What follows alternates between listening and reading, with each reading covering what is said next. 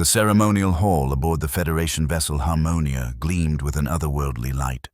12 distinct species from across the galaxy had gathered, their bodies adapted to environments that would kill a human in seconds. Commander Celine Maris stood tall among them, the only human representative in a sea of alien dignitaries. "And now," announced the ceremonial master, a thin-limbed Joxian whose translucent skin pulsed with bioluminescent patterns. "The Human Confederation will present their survival capabilities assessment." Celine stepped forward, her navy blue uniform crisp against her dark skin. Unlike many of the other species present, she wore no breathing apparatus, no pressure suit, no environmental modifiers. Just simple cloth against skin, a fact that never failed to fascinate the other Federation members. "Distinguished representatives," she began, her voice carrying through the hall's perfect acoustics. "The Human Confederation thanks you for this opportunity. Today, we invite you to witness how humanity has adapted to one of Earth's most hostile environments." The holographic display behind her flickered to life, showing Earth's tallest mountains. Celine gestured gracefully toward the images. "These are our planet's highest peaks, places where oxygen is scarce, temperatures drop to lethal levels, and atmospheric pressure is a fraction of what most humans experience daily. Yet, we've built research stations, tourist destinations, and even permanent settlements in these locations." Ambassador Cathan of Viroxia shifted uncomfortably in his reinforced seat. His exoskeleton creaked slightly as he leaned forward, gill slits flexing with irritation. "Impressive for soft-skinned creatures," he rumbled, "but hardly remarkable by Federation standards. The Viroxian colonies on Pressure Prime exist at 120 atmospheres naturally. No technology required." Celine smiled. She had anticipated this response. It was precisely the opening she needed. "Indeed, Ambassador. Many Federation species evolved to withstand environmental pressures that would crush humans instantly." She paused, allowing the holographic display to shift, "which is why we took a different approach."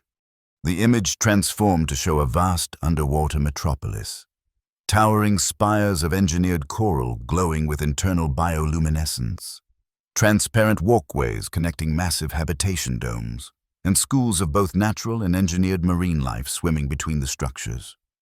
"We built cities underwater." A murmur rippled through the assembled delegates. Even Cathan's gill slits flared in surprise.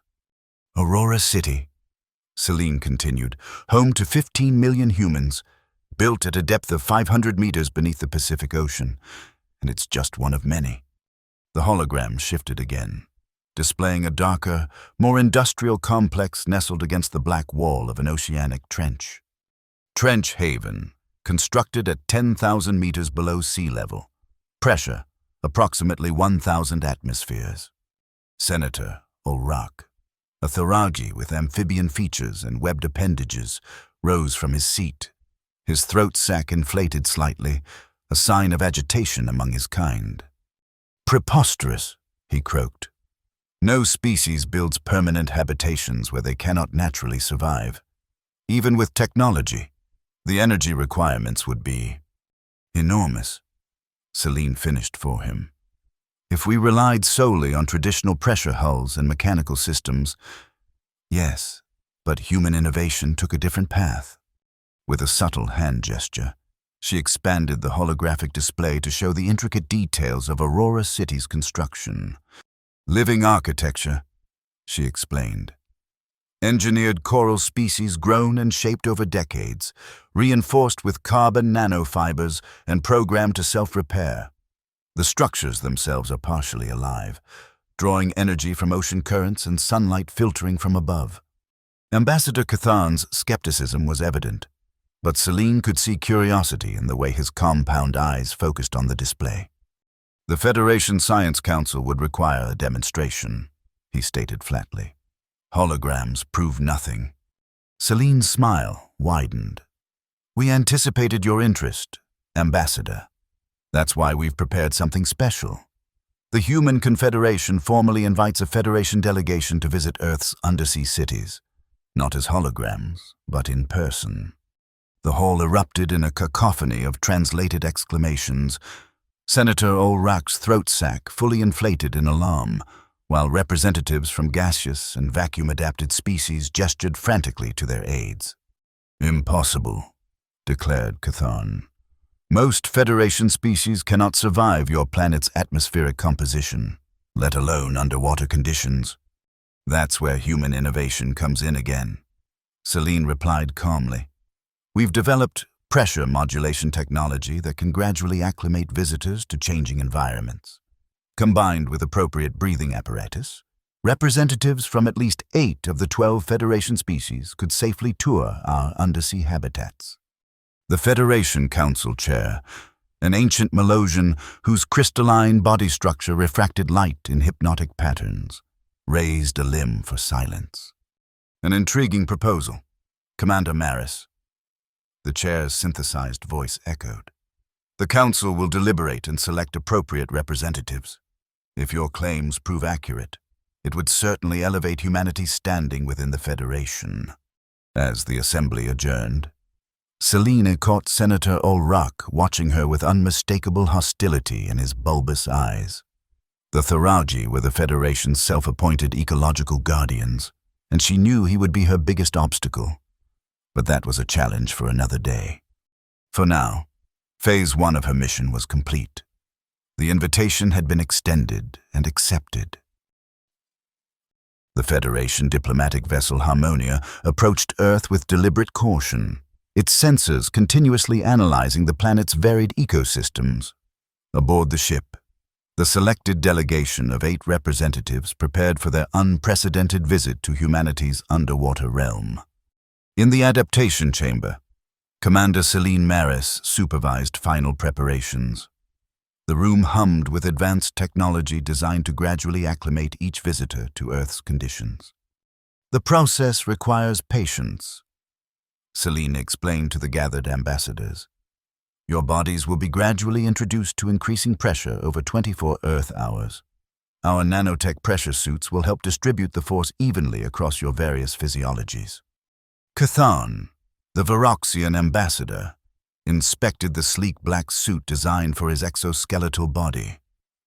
"My species evolved in high-pressure environments. This seems unnecessary. Your natural environment is certainly impressive, Ambassador," Celine acknowledged. "But Earth's oceans present unique challenges beyond mere pressure. Salinity, temperature gradients, and dissolved oxygen content differ significantly from Viroxian waters." Cthulhu's mandibles clicked, the Viroxian equivalent of a dismissive snort. "Besides," Celine added with a diplomatic smile, "the suits contain advanced translation and communication systems. Unless you've learned to speak through water." This practical point seemed to satisfy Cthulhu, though his compound eyes remained fixed on Celine with unreadable intent. Across the chamber, Senator Olrak was arguing with a human technician. "The Tharaji have amphibian adaptations," he insisted, his throat sac pulsing indignantly. "We require no such technological crutches to explore aquatic environments." Dr. Aiko Nakamura, the expedition's chief marine biologist, intervened. Her calm demeanor contrasted with Olrak's agitation. "Senator, while your species does indeed possess remarkable amphibian characteristics, Earth's deep oceans would still prove fatal. The pressure at Aurora City would compress your air bladders instantly. And Trench Haven," she shook her head, "even the most pressure-resistant natural organisms would be crushed." Olrak deflated slightly, though his expression remained haughty. "Very well, but I protest this excessive reliance on technology.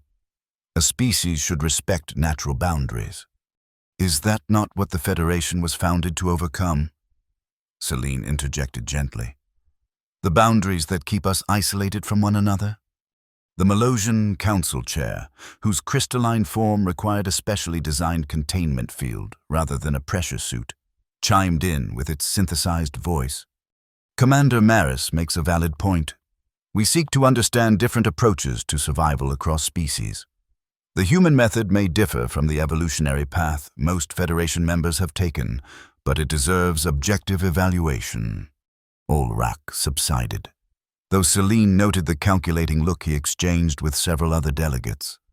The political undercurrents were becoming clearer. A faction within the Federation viewed human technological adaptation with suspicion, perhaps even fear.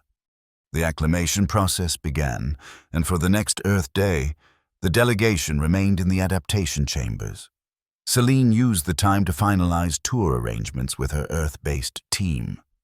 "How are the coral structures in Aurora City's eastern quadrant?" she asked during a secure communication with her deputy. "Stabilized, Commander," came the reply. "The recent pH fluctuations have been corrected. Dr. Nakamura's protocols worked perfectly." "And the biome reactors at Trench Haven?" A hesitation. "Nominal, but there's been an increase in acidic runoff. The engineers have contained it, but Dr. Nakamura should examine the data when you arrive." Celine frowned. "Make sure all environmental metrics are transparent for the delegation's visit. We're showcasing our achievements, yes, but we also need to demonstrate responsible management." "Understood, Commander. There's one more thing.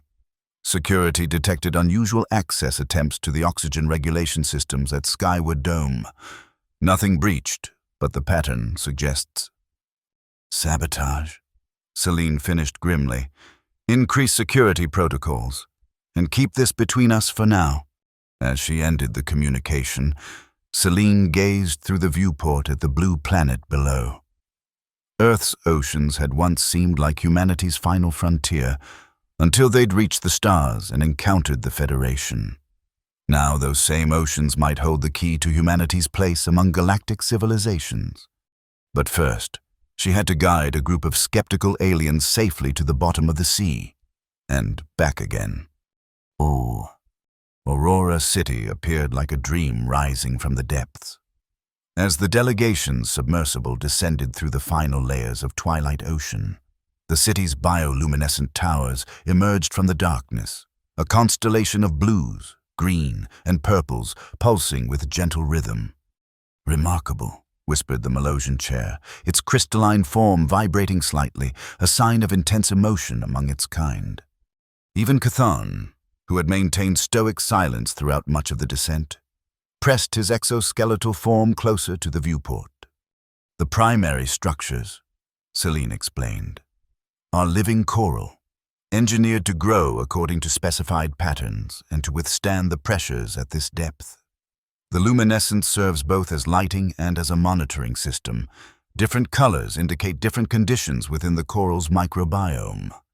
"You've created an entirely new species," Dr. Nakamura added, her expertise evident in her precise descriptions. "The coral polyps have modified zooxanthellae that can photosynthesize at these depths, using the blue-green spectrum that penetrates deeper than red light." Senator Ulrach's throat sac pulsed rapidly. "And what of the natural coral species displaced by these engineered varieties?" Dr. Nakamura turned to the Tharaji senator. "An excellent question. The engineered coral was designed to complement rather than compete with native species. In fact, the areas surrounding Aurora City have seen a 42% increase in marine biodiversity since construction began." "A convenient claim," Ulrach muttered, but several other delegates nodded appreciatively at the explanation. The submersible docked with a transparent tube extending from one of the larger structures. As the delegation disembarked, Celine watched their reactions carefully. This was the moment of truth. Alien dignitaries stepping into a human underwater city for the first time. "Welcome to Aurora City," she announced as the final airlock cycled open, revealing a vast internal space that defied all expectations of an underwater habitat. Instead of cramped, utilitarian quarters, they entered what appeared to be an open-air plaza. Above them, a transparent dome revealed the ocean's depths, while around them, terraced gardens cascaded with vibrant marine plants. Schools of engineered fish with bioluminescent patterns swam through water channels that wound between pedestrian walkways. The illusion of openness was a psychological priority. Celine explained as she led the group forward. Early underwater habitats suffered from extreme claustrophobia rates among residents. Aurora's design incorporates natural light, open spaces, and living elements to combat confinement stress. The delegation moved through the city with increasing wonder. Human residents nodded respectfully to the alien visitors, going about their daily lives with remarkable normalcy considering they lived half a kilometer beneath the ocean's surface. These vertical structures, Celine indicated towering cylinders filled with undulating kelp, are our hydrofarms. They produce enough protein and carbohydrates to feed the entire city population, with surplus exported to surface communities. Cathan studied the hydrofarms with professional interest. The efficiency appears impressive. What is the energy input to calorie output ratio? Before Celine could answer, an alarm sounded, 3 short pulses followed by a modulated tone. Around them, citizens paused briefly, then continued their activities with slightly more purpose. "What is happening?" demanded the Melosian chair. "A scheduled pressure equalization," Selina explained calmly. "As ocean currents shift, the city occasionally needs to adjust its internal systems. Nothing to be concerned about." But Dr. Nakamura had moved to a nearby monitoring panel. Her expression troubled as she studied the readings. "Commander," she said quietly, "this isn't a scheduled equalization. There's a microstructural weakness in the eastern quadrant. The automatic systems are compensating, but we should investigate." Selina maintained her diplomatic smile while processing this unwelcome development. "An excellent opportunity to show our emergency response protocols to the delegation," she said smoothly. "If you'll follow me, distinguished guests," as they made their way toward the affected area. Celine noticed Senator Olrock lagging behind, his webbed fingers moving across a personal communication device. When he noticed her attention, he quickly concealed the device. The Eastern Quadrant Control Center was a hive of focused activity when they arrived. Human technicians moved with practiced efficiency, addressing the anomaly with calm professionalism. "Status report," Celine requested. The chief engineer looked up from his console. "Micro-fractures in 3 adjacent coral support structures. Commander, nothing critical, but unusual to see in this pattern. Nanobots are already making repairs, and we've adjusted pressure differentials to reduce stress on the affected areas." "Cause?" The engineer hesitated, glancing at the delegation. "Unclear. The pattern doesn't match normal stress failures or growth irregularities. We're investigating." Dr. Nakamura moved to a specialized console, her hands flying over the controls as she accessed environmental data. "There's been a pH spike in the surrounding water," she announced. "Localized and rapidly neutralizing, but significant." "Sabotage," Cathan stated bluntly, his compound eyes swiveling to study each member of the delegation. Selina chose her words carefully. "We can't jump to conclusions. Ambassador, natural phenomena." "Do not insult my intelligence, Commander," Cathan interrupted. "I recognize an attack pattern when I see one. The question is not if, but who and why." The tension in the room was palpable. Senator Olrak puffed up indignantly. "Are you implying a Federation representative would sabotage this facility? Preposterous! If anything, this demonstrates the inherent instability of your underwater abominations." "Gentle beings, please," the Melosian chair interjected, its crystalline form pulsing with calming blue light. "Let us allow the humans to address this situation before making accusations." Celine nodded gratefully to the chair. "The situation is already contained. Aurora City has multiple redundant systems precisely because we understand the risks of undersea habitation. This is actually an excellent demonstration of our emergency protocols in action." As if to underscore her point, the alert tone ceased, replaced by a gentle, all-clear signal. The engineer looked up with relief. "Repairs complete, Commander. Stability restored to all affected sections."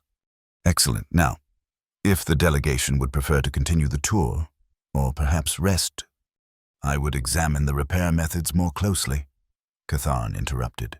Your nanobot technology interests me.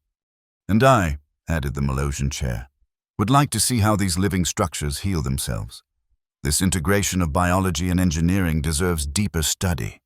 Celine exchanged glances with Dr. Nakamura, who gave a subtle nod.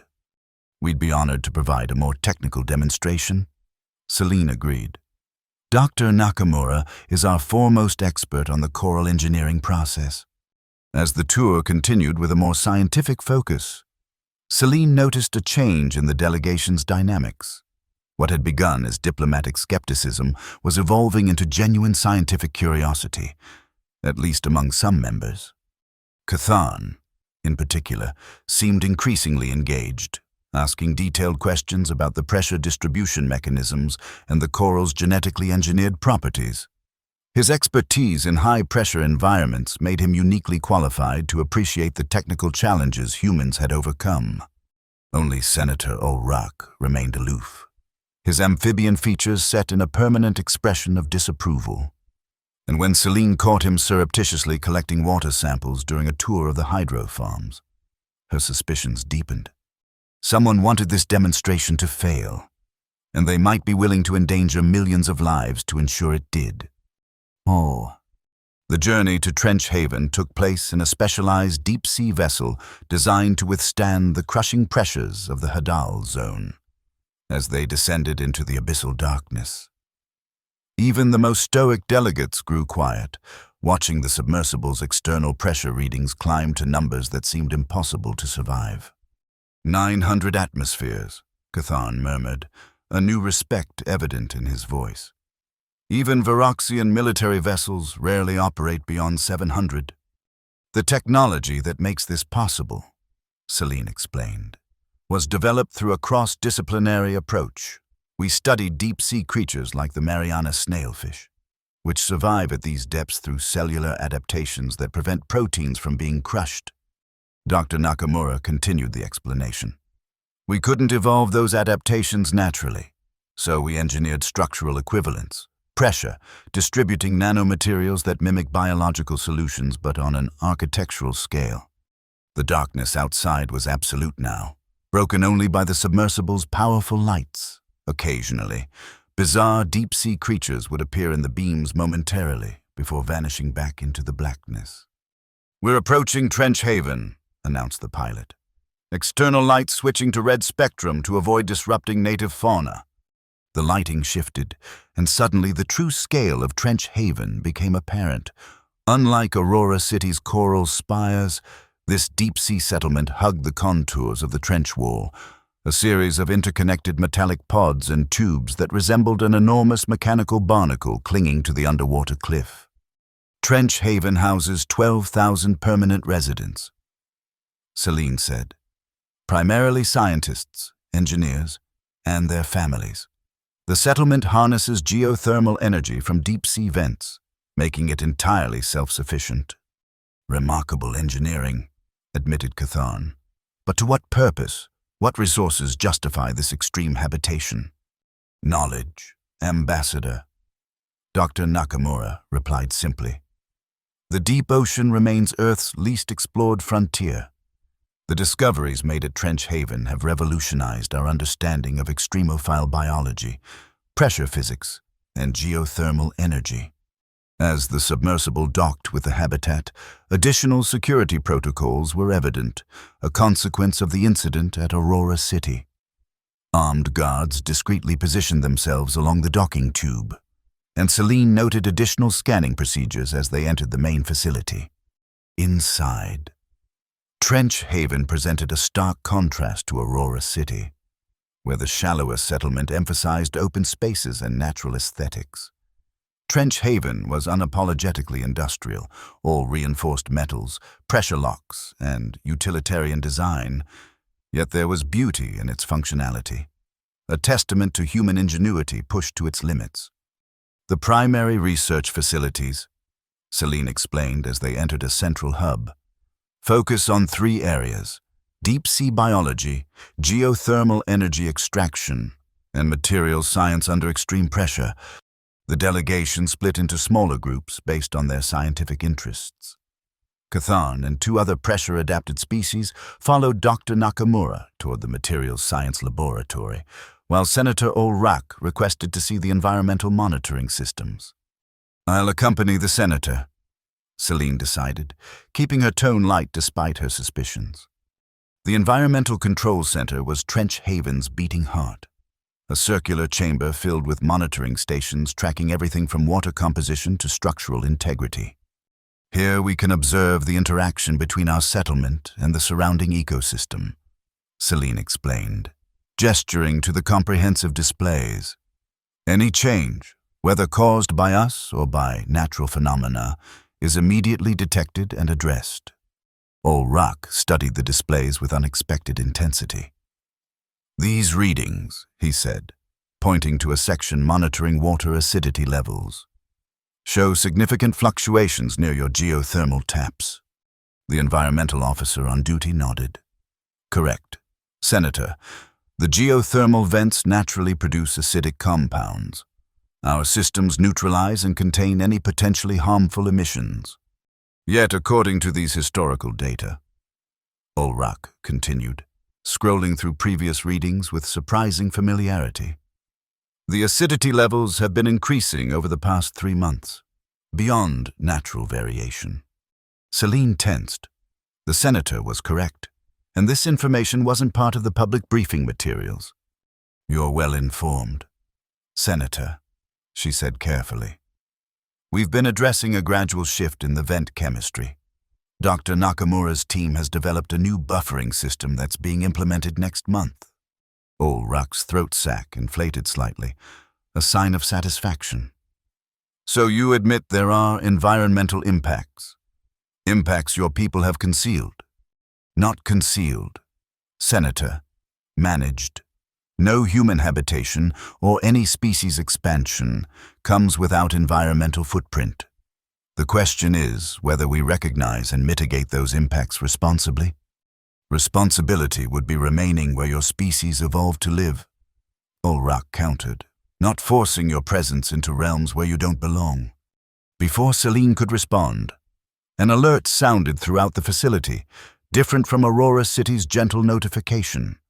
This was a sharp, insistent warning. The environmental officer's hands flew across the controls. "Oxygen regulation system malfunction in residential pod 3, he announced tensely. Backup systems engaged, but showing similar destabilization patterns. Celine moved quickly to the communication panel. "Security alert. Lock down all environmental control access immediately. This is Commander Maris. Authorization Sierra, November 47, Alpha." She turned to Olrak, whose amphibian features had composed themselves into an expression of innocent concern. "It seems your impressive technology is failing again, Commander," he observed. "On the contrary, Senator," Celine replied coolly.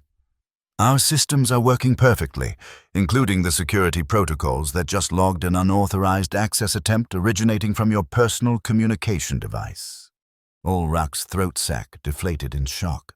"How dare you! This is diplomatic slander!" "This is security footage," Celine countered, bringing up a display showing the senator accessing an environmental control terminal during a moment when he thought himself unobserved. "We've been monitoring all delegation members since the incident at Aurora City." The senator's webbed hands trembled with either rage or fear, perhaps both. "The Federation Council will hear of this outrage." "Yes, they will." The voice came from behind them. The Malosian chair glided into the control center, its crystalline form pulsing with intense colors. "They will hear how a Federation representative attempted to sabotage a peaceful demonstration, endangering thousands of lives." Olrak's bulbous eyes darted between them. "You misunderstand. I was merely investigating their environmental claims. The data proved concerning, so I attempted to verify independently." "By interfering with life support systems?" The chair's synthesized voice carried unmistakable authority. You will remain confined to the diplomatic vessel for the remainder of this visit. Senator, the Council will determine appropriate consequences upon our return. As security personnel escorted the protesting senator away, Celine turned her attention to the oxygen systems. Status report. Backup systems functioning normally. Commander, no casualties or lasting damage. We've isolated the affected algorithms and are restoring from secure backups. Celine exhaled slowly. Continue the lockdown protocols until all systems are verified secure. The Malosian chair's crystalline form shifted closer. Commander Maris, the Federation owes you an apology. Senator Olrak's actions reflect poorly on us all. Thank you. Chair, but no apology is necessary. Political opposition to new methods is universal across species. It seems, indeed, though I suspect the Senator's motivations extended beyond mere philosophical objection. The Tharagi have recently invested heavily in pressure-resistant biotechnology. Your engineered habitats represent significant competition. Celine nodded thoughtfully. The revelation added context to Olrak's hostility but didn't excuse his actions. Chair, with the Senator confined, would you prefer to postpone the remainder of the tour? Absolutely not. Commander. In fact, I believe Ambassador Cathan and the others are particularly eager to see your final settlement, the one called Skyward Dome.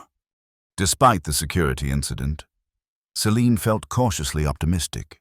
The delegation's scientific curiosity seemed genuine. And, with Olrak neutralized, the political opposition had lost its most vocal advocate. But as alerts continued to flash on the environmental monitors, acidic runoff levels rising, coral growth patterns showing unexpected mutations, she knew the demonstration's success wasn't guaranteed. The truth about humanity's undersea achievements was more complicated than the pristine image she'd hoped to present. Perhaps that truth, in all its imperfect complexity, was exactly what the Federation needed to see. Oh. Skyward Dome presented yet another vision of humanity's approach to undersea habitation.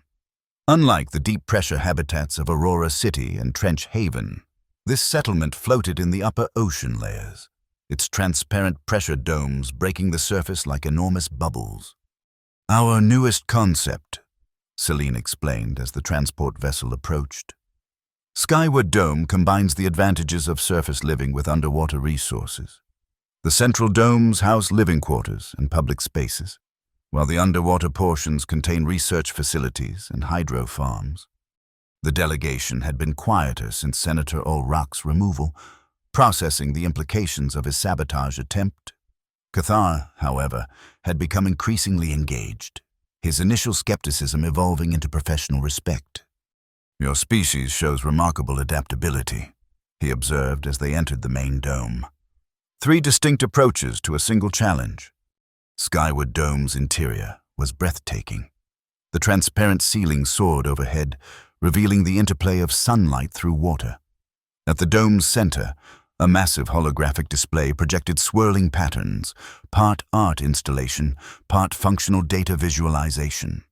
This is AquaRT, Dr. Nakamura explained proudly. It combines real-time oceanographic data with artistic interpretation. These flowing patterns represent current ocean temperatures throughout the Pacific. It's beautiful, the Malosian chair acknowledged, its crystalline form refracting the colored light. Art and science in harmony. As the delegation explored Skyward Dome's facilities, Celine received an urgent communication from Aurora City. Excusing herself, she moved to a private area to take the call. Commander, the voice came through clearly. Tension evident despite the digital transmission.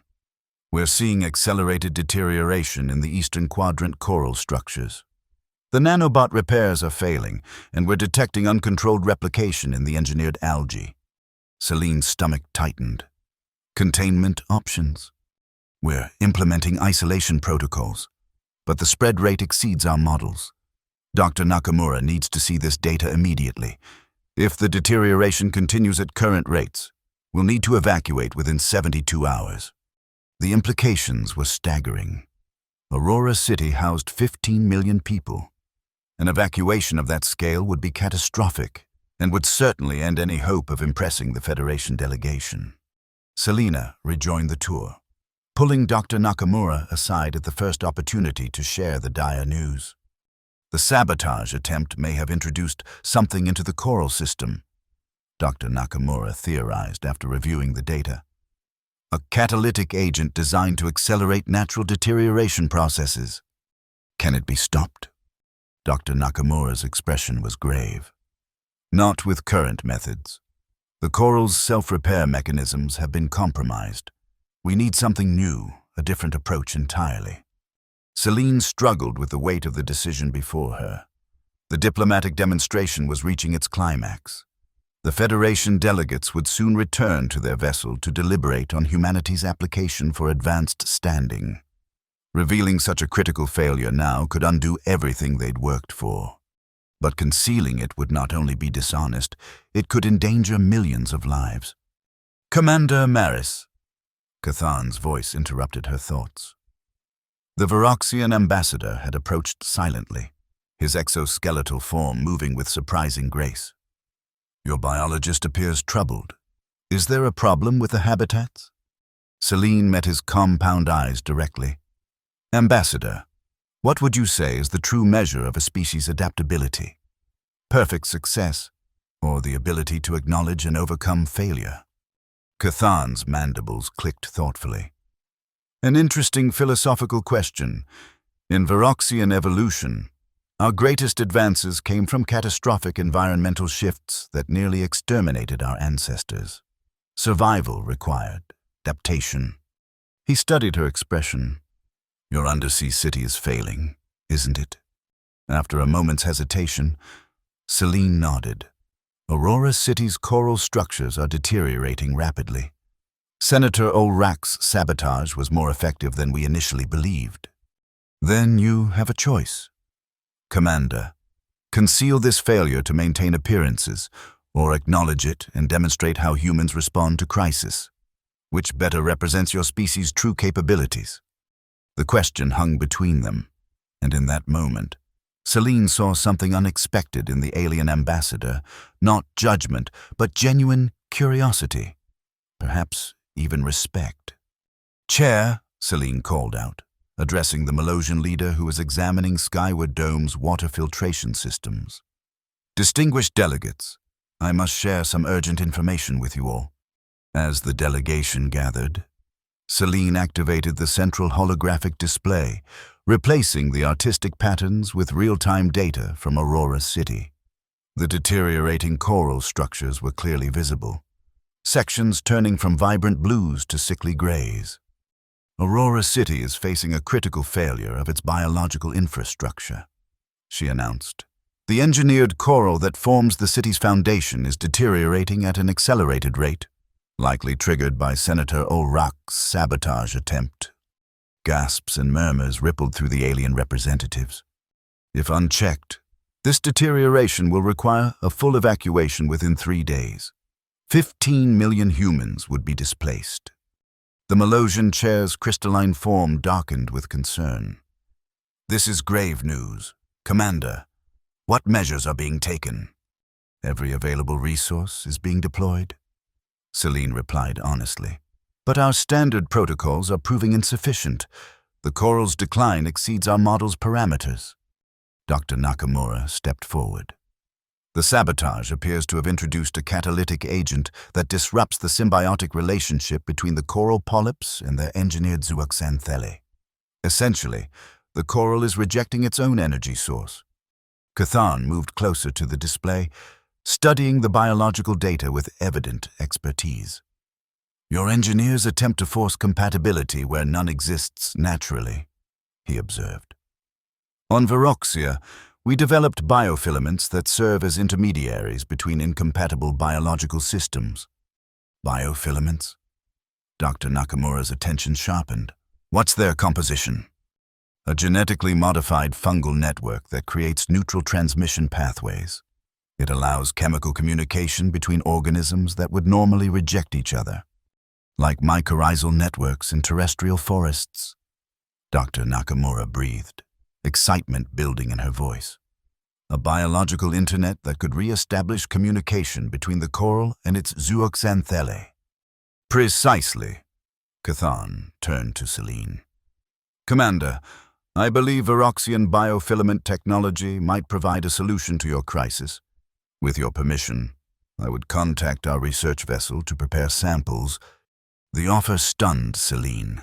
After days of skepticism and political maneuvering, this alien ambassador was offering to help save a human city. Ambassador, we would be deeply grateful for Viroxian assistance, she said formally, then added with genuine emotion, Thank you. Thanks are premature, Cathan replied practically. We do not yet know if it will work, but the attempt itself has scientific merit. The Melosian chair glided forward, its crystalline form pulsing with decisive colors. The Federation delegation will postpone its departure. If humanity faces a crisis related to their undersea habitations, then observing their response and offering appropriate assistance is clearly within our mandate. Other delegates nodded in agreement, their initial diplomatic wariness giving way to professional and scientific interest. Even those who had aligned politically with Senator O'Rourke seemed moved by the practical challenge before them. Commander, the chair continued, I suggest we return immediately to Aurora City. Time appears to be of the essence. As the delegation prepared for emergency transport back to the endangered city, Celine caught Dr. Nakamura's eye. The biologist gave her a subtle nod of approval. They had taken an enormous risk by revealing Aurora's vulnerability, but the gamble appeared to be paying off in unexpected ways. The true test of humanity's place in the Federation would not be their perfect success, but how they handled imminent failure, and whether they could accept help from species they had once considered alien. Aurora City's central research facility had transformed into an impromptu crisis command center. Holographic displays showed the coral deterioration spreading through the eastern quadrant, while scientists and engineers worked frantically at crowded workstations. The Federation delegation had integrated seamlessly into the emergency response, each representative contributing expertise from their own evolutionary and technological background. Cathan and a team of human biologists were cultivating the Viroxian biofilaments, adapting them to Earth's oceanic conditions. The initial tests are promising, Dr. Nakamura reported, examining microscopic images of coral samples treated with the modified filaments. The biofilaments are establishing connections between the polyps and zooxanthellae, bypassing the compromised pathways. Cathan clicked his mandibles with scientific satisfaction. Your coral's cellular structure is surprisingly compatible with our technology. The key adaptation was adjusting for your planet's higher oxygen content. Across the laboratory, other collaborative efforts were underway.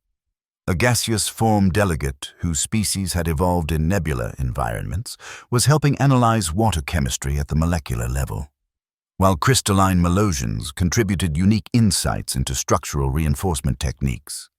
Celine moved between the groups, coordinating efforts and relaying information to city administrators. The evacuation preparations continued as a precaution, but each hour brought cautious optimism as the biofilament treatment showed increasing promise. Commander. The Melosian chair approached, its crystalline form vibrating at frequencies that indicated intense thought. While the immediate crisis appears to be responding to treatment, I am concerned about the long-term implications. This incident reveals a fundamental vulnerability in your undersea habitation approach. Celine nodded, acknowledging the truth in the chair's assessment. You're right. We've pushed biological engineering to its limits, perhaps beyond what is truly sustainable. Not necessarily, the chair replied, surprising her. But your current approach attempts to force Earth biology to perform functions it did not evolve to serve. Perhaps a more integrative approach, combining multiple species technologies, would prove more resilient. The suggestion sparked something in Celine's mind. A synthesis of approaches, she murmured. Not just human engineering, but incorporating evolutionary adaptations from pressure specialist species like the Viroxians, and biofiltration techniques from Thoraji amphibian systems, added another delegate who had overheard. Even Senator O'Rourke's people have valuable contributions to offer, despite his misguided actions. The conversation was interrupted by an excited call from Dr. Nakamura. "Commander, we're seeing reversal in the deterioration pattern. The treated sections are stabilizing." The news rippled through the research center. On the main display, the sickly gray areas of coral had stopped expanding, and small patches of healthy blue were reappearing at the treatment sites. "How soon can we scale up production of the biofilaments?" Celine asked. Cathan stepped forward. "With your facilities and our technical guidance, full-scale production could begin within 12 hours. Sufficient treatment for the entire eastern quadrant would require approximately 36 hours thereafter." "That's well within our safety margin," Celine confirmed, relief evident in her voice. "We might actually save the city." As the emergency teams mobilized to implement the treatment plan, Celine found a moment to address the Federation delegation formally. "Distinguished representatives," she began, emotion making her voice slightly less steady than usual. "On behalf of the Human Confederation, I extend our deepest gratitude for your assistance in this crisis. What began as a diplomatic demonstration has become something far more significant, a true collaboration between our species." The Malosian chair's crystalline form sparkled in the laboratory lighting. "Commander Maris, I believe I speak for the entire delegation when I say that this crisis has been more illuminating than any prepared demonstration could have been." Murmurs of agreement came from the other representatives. "When the Federation Evaluation Committee reviews your application," the chair continued, "they will now have evidence not only of human technological achievement, but of how humanity responds to failure, with transparency, adaptability, and willingness to learn from others. These qualities are perhaps more valuable than any engineering marvel."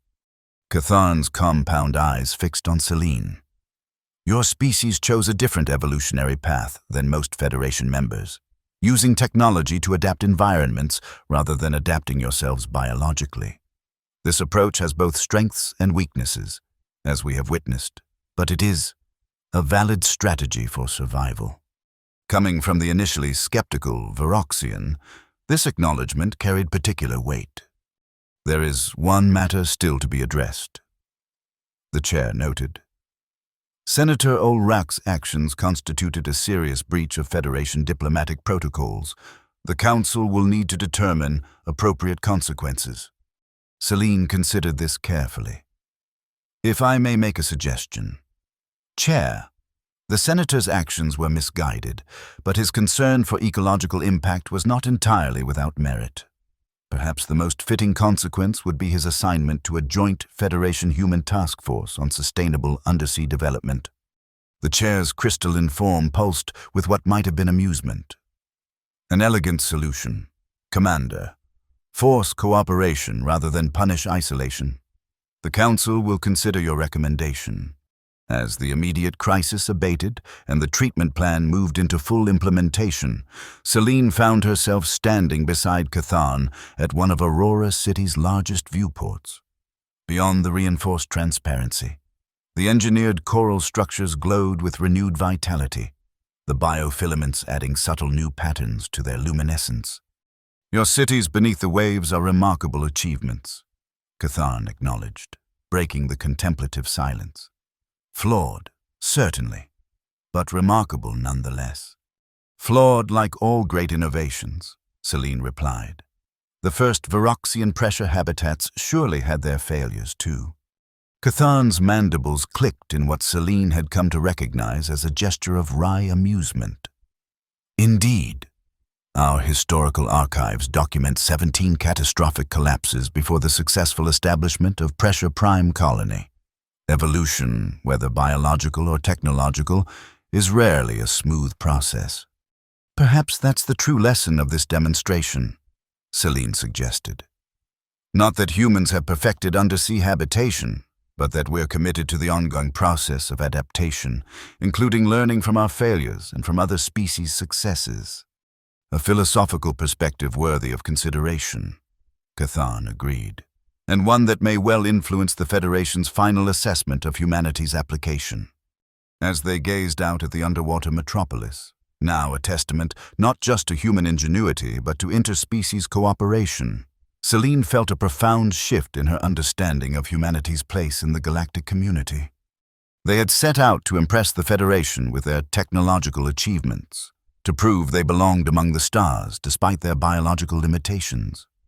Instead, they had demonstrated something perhaps more valuable: the capacity to acknowledge imperfection, to adapt in the face of crisis, and to incorporate wisdom from across species boundaries.